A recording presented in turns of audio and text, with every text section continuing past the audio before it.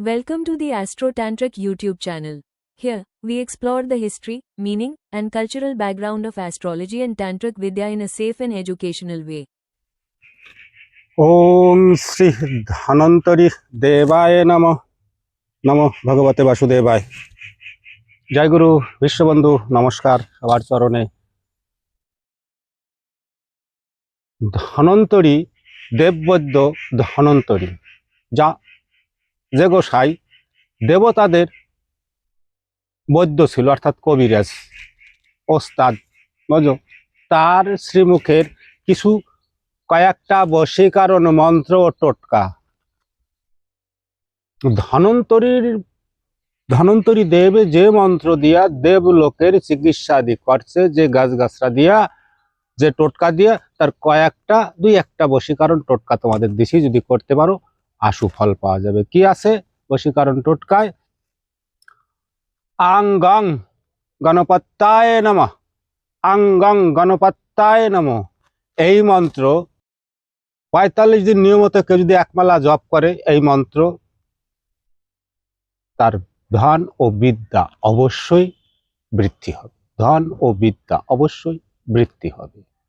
মন্ত্রটা কি আবার বলি? আং গং গণপত্যায় নমঃ।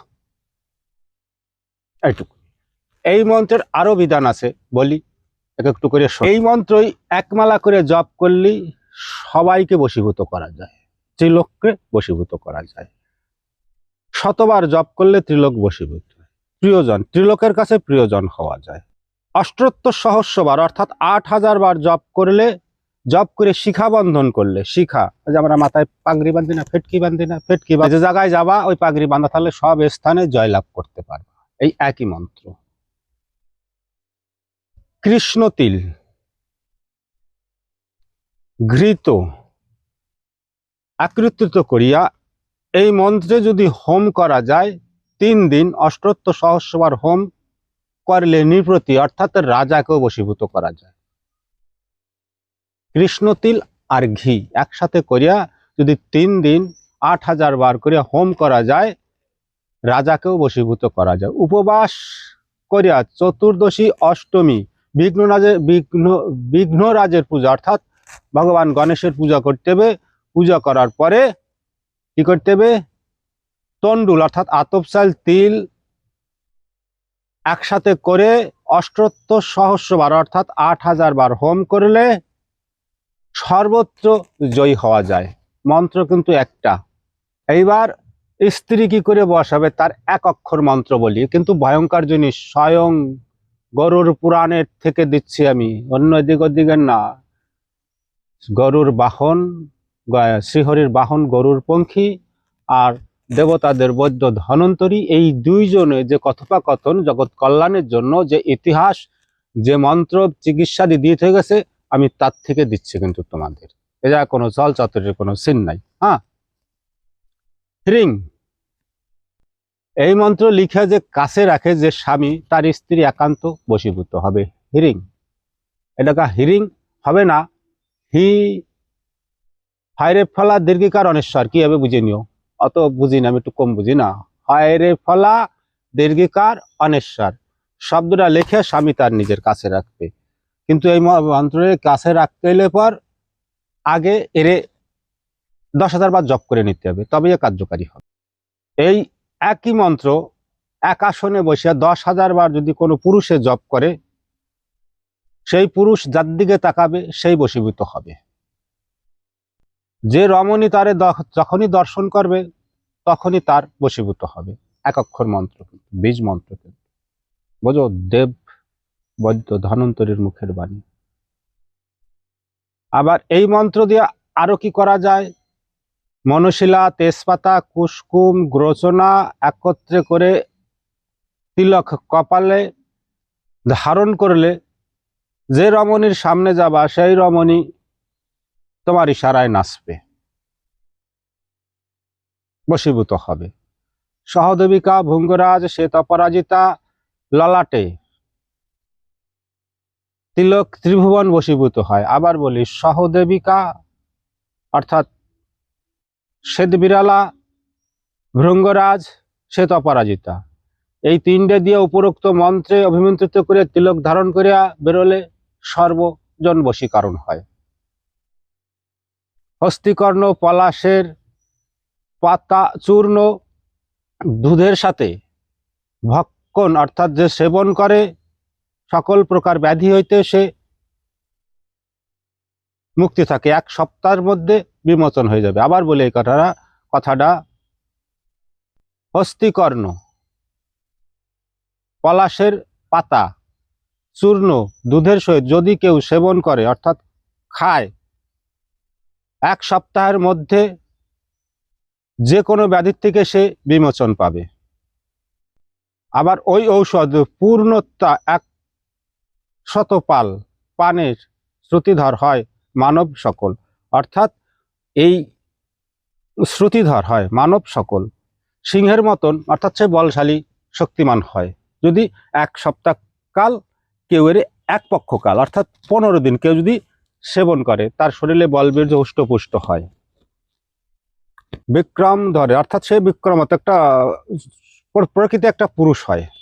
আবার এই ঔষধি যদি নিয়মিত সেবন করে বৃদ্ধা মানুষও নবযৌবন ফিরে পায় 1 পক্ষকাল। ঔষধ আগে বলছি আর বলবো না। দধির সহিত ইহা সেবন যদি কেহ করে বজ্রের মতো সমদৃশ্য হয় তার দেহ, সহস্র বৎসর সেই রহিবে জীবিত। বুঝো কথাগুলো আমি কিন্তু পূর্ণ একদম সেই গরুর পুরাণের থেকে দিচ্ছি, যা বাণী বানাই কোনো সিন নাই। হ্যাঁ, আর তার কেশ বৃদ্ধি হইবে নিশ্চিত, অর্থাৎ মাথার চুলও বৃদ্ধি হইবে। সহস্র বৎসর বোঝো কত, 1000 বৎসর জীবিত থাকা যাবে।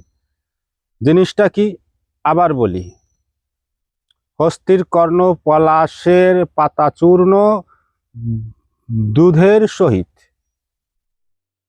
তারপরে ওই আবার মানে এই যে যাচ্ছে এই 1-3টেই জিনিস, কিন্তু উপরোক্ত মন্ত্রে ওই মন্ত্রটা বশীকরণের ব্যাপারে প্রয়োগ করবে, সেবনের ব্যাপারে না। আরো আছে, আরো দেই পাতা, বইয়ের পাতাতেই দেবো, খালি বই বই করে ছিল বইতেই দেবো তোমাকে, কেন পুরাণে গরুর পুরাণ। ত্রিফলা চূর্ণের সনে করিলে ভক্ষণ তাহার চক্ষুর জ্যোতি হয় অনেক গুণ বিবর্ধন, অর্থাৎ যতদিন পৃথিবী থাকবে তার চোখের জ্যোতি লুপ্ত হবে না। মহিষের দুগ্ধের সহ করিলে লেপন ক্লেশ কেশ কৃষ্ণবর্ণ হইবে তখন, অর্থাৎ ওই জিনিস ত্রিফলা ওই জিনিসই ত্রিফলার সাথে ওই যে আগের যে ওষুধ ত্রিফলার সাথে যদি এর ভক্ষণ করা যায় চক্ষুর জ্যোতি বৃদ্ধি হবে। মহিষের দুধের সাথে সেবন করলে লেপন করলে মাথার কেশ কৃষ্ণবর্ণ হবে। উক্ত চূর্ণ শরীরে মর্দন যদি করে চর্মরোগ হইতে মুক্ত হইবে সে তখনই। অঞ্জন করিলে ছাগলের দুধের সহিত মাস মধ্যে দৃষ্টিশক্তি হইবে নিশ্চিত। ওই জিনিসই এইসবের এক একটার সাথে যে আগের যে ওষুধ বলা আছে, ওষুধটা আবার বলি, হাতির কর্ণ পলাশ পাতার চূর্ণ দুধের সহিত। হ্যাঁ, এবার ওই জায়গাতে আলাদা আলাদা চ্যাপ্টার আছে। এই জায়গা কি আছে, ত্রিফলার সাথে সেবন করলে চক্ষুর জ্যোতি বৃদ্ধি হইবে। মহিষের দুধের সাথে মাথায় পেল্লব দিলে কেশ কৃষ্ণবর্ণ অর্থাৎ চুল কালো হবে।